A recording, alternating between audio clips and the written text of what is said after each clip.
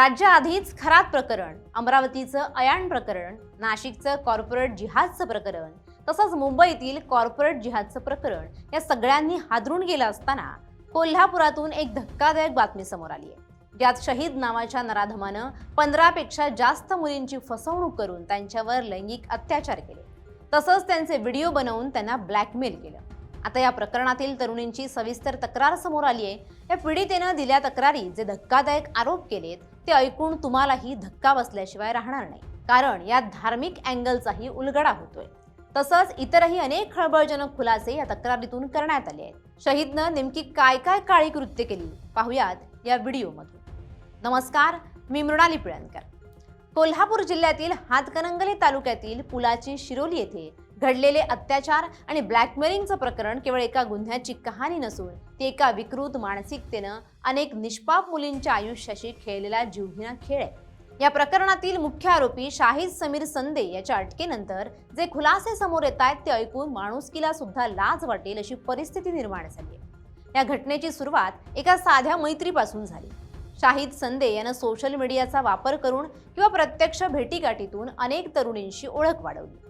तो दिसायला सामान्य असला तरी त्याचं बोलणं आणि वागणं इतकं आश्वासक होतं की अनेक मुली त्याच्या प्रेमाच्या जाळ्यात अडकल्या। मात्र हे प्रेम नसून तरुणींचं आयुष्य उद्ध्वस्त करण्यासाठी रचलेलं एक जाळं होतं। त्याने एका 22 वर्षीय तरुणीला लग्नाचं आमिष दाखवून तिचे शारीरिक शोषण करायला सुरुवात केली। पीडितेनं दिलेल्या तक्रारीनुसार त्यानं तिला वेगवेगळ्या लॉजवर नेलं आणि तिथे तिच्यावर वारंवार अत्याचार केले। या अत्याचारादरम्यान त्यानं अत्यंत नियोजनबद्ध पद्धतीनं आपल्या मोबाईलमध्ये अश्लील व्हिडिओ बनवले। हे व्हिडिओ हेच त्याच्या पुढील अत्याचाराचं मुख्य हत्यार ठरलं। जेव्हा पीडितेनं विचारणा केली किंवा त्याच्या कृत्याला विरोध केला तेव्हा शाहिदनं आपलं खरं रूप दाखवायला सुरुवात केली। त्याने ते अश्लील व्हिडिओ पीडितेला दाखवले आणि तिला धमकी दिली की जर तिनं त्याचं ऐकलं नाही तर तो हे व्हिडिओ सोशल मीडियावर व्हायरल करेल किंवा तिच्या घरच्यांना पाठवेल। या भीतीपोटी पीडिता गप्प राहिली, ज्याचा फायदा घेत त्यानं तिचं शोषण सुरूच ठेवलं।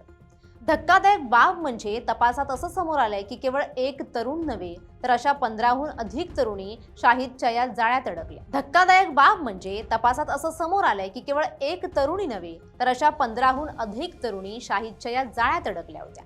त्याने या सर्व तरुणींचं अशाच प्रकारे व्हिडिओ बनवून त्यांना ब्लॅकमेल केलं होतं। या प्रकरणाला अधिक गंभीर वळण तेव्हा मिळालं जेव्हा पीडितेनं तक्रारीत त्याच्या धार्मिक दबावाबद्दल माहिती दिली। पीडित तरुणीनं सांगितलं की ती मूळची शाकाहारी असताना सुद्धा शाहिदनं तिला जबरदस्तीनं मांसाहार करण्यासाठी भाग पाडलं। इतकंच नाही तर आमचा धर्म कसा श्रेष्ठ आहे हे पटवून देण्यासाठी तो तिच्यावर सतत मानसिक दबाव टाकत राहिला। तिनं आपला धर्म बदलावा यासाठी त्यानं अनेकदा तिच्याशी वाद घातले आणि तिला धमकावलं। ही माहिती समोर आल्यानंतर या प्रकरणाला लव जिहादचा रंग असल्याचा संशय व्यक्त केला जातोय, ज्यामुळे संपूर्ण कोल्हापूर जिल्ह्यात सामाजिक वातावरण तापलंय। आरोपी शाहिदनं या कृत्यात आपल्या मित्रांचाही सहभाग करून घेतल्याचं उघड झालंय। त्यानं पीडितांचे अश्लील व्हिडिओ स्वतःपुरते मर्यादित न ठेवता ते आपल्या मित्रांना, विशेषतः शाहरुख नावाच्या साथीदाराला पाठवले आणि या कृत्यामुळे पीडितांच्या खासगी आयुष्याचा लिलाव मांडला गेला। हे प्रकरण उघडकीस येण्यापूर्वी शाहिदनं स्वतःच एक व्हिडिओ सोशल मीडियावर टाकून आपली चूक कबूल केली होती आणि माफी मागितली होती। मात्र त्याच्या कृत्याची भयावहता इतकी मोठी आहे की माफीनं काहीही साध्य होणार नव्हतं। माझं नाव शाहिद समीर संदे, मी राहणार शिरोली ग्रामपंचायत जवळ कागली गल्ली। माझा फोन नंबर 7385545016। माझं अनेक हिंदू मुलींशी संबंध होते, शारीरिक संबंध होते व मी त्यांचे अश्लील फोटो व्हिडिओ माझ्या फोनमध्ये मी ठेवलेले। मी आता ते सगळे डिलीट करतोय। सकल हिंदू समाजाने मला चांगली समज दिली आहे आणि इथून पुढे कोणत्याही हिंदू महिला असो किंवा मुलगी असो मी त्यांच्या नादाला नाही लागणार। स्वतःच्या मुलाचे हे भयंकर कृत्य पाहून शाहिदच्या वडिलांनी समीर संदे यांनी घेतलेली भूमिका अत्यंत विदारक ठरली आहे। त्यांनी जाहीरपणे आपल्या मुलाचा निषेध केला आणि माझ्या मुलानं अनेक मुलींची आयुष्य बर्बाद केली आहेत, त्याला फाशीची शिक्षा झाली पाहिजे अशी मागणी केली आहे। नमस्कार, मी समीर बोंडला संदे, राहणार शिर्ली पुलाची। प्रथमतः मी कोल्हापूर जिल्ह्यातील व शिर्ली गावातील सर्व हिंदू माता भगिनी यांची जनतेची माफी मागतो। माझ्या मुलांनी जे कृत्य केले आहे ते अतिशय निंदनीय आहे आणि आमचं संदे कुटुंबीय त्याला कसलाही पाठिंबा देणार नाहीत आणि आमच्या पोलीस प्रशासनाला कळकळून विनंती आहे की तिने जे न्याय देतील ते आम्हाला मान्य आहे। गावकरी जे शिर्लीत न्याय देतील आम्हाला मान्य आहे। पोलीस प्रशासन कशाचा विचार न करता त्याला फाशी शिक्षा द्यावी ही आमची मागणी आहे आणि आमचा ह्याला कसलाही विरोध नसणार।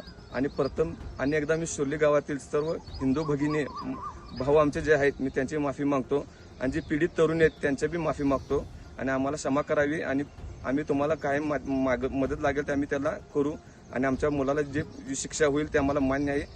पोलिसांनी त्याला फाशी दिली तर पण आम्हाला मान्य आहे आणि आम्ही याचा संधीपर्यंत कुठलाही सपोर्ट करत नाही. आम्ही कायम तुमच्या मागे राहू. तुम्ही जो निर्णय देतील ते आम्हाला मान्य आहे. आपल्या पोटच्या मुलासाठी अशा प्रकारची मागणी करणारा बाप पाहून या गुन्ह्याची गंभीरता समाजाला अधिक तीव्रतेने समजली. या घटनेच्या निषेधार्थ पुलाची शिरोली आणि आसपासच्या परिसरातील नागरिकांनी कडकडीत बंद पाळलाय. संतप्त नागरिकांनी आरोपीला कठोरात कठोर शिक्षा देण्याची मागणी करत निदर्शनं केली आहेत. राजारामपुरी पोलिसांनी शाहिदला अटक केल्यानंतर हे प्रकरण हातकणंगले पोलिसांकडे सोपवण्यात आलंय. पेठ वडगाव न्यायालयानं त्याला पोलीस कोठडी सुनावली आहे. सध्या पोलीस त्याच्या मोबाईलमधील डिलीट केलेला डेटा रिकव्हर करण्याचा प्रयत्न करतायत.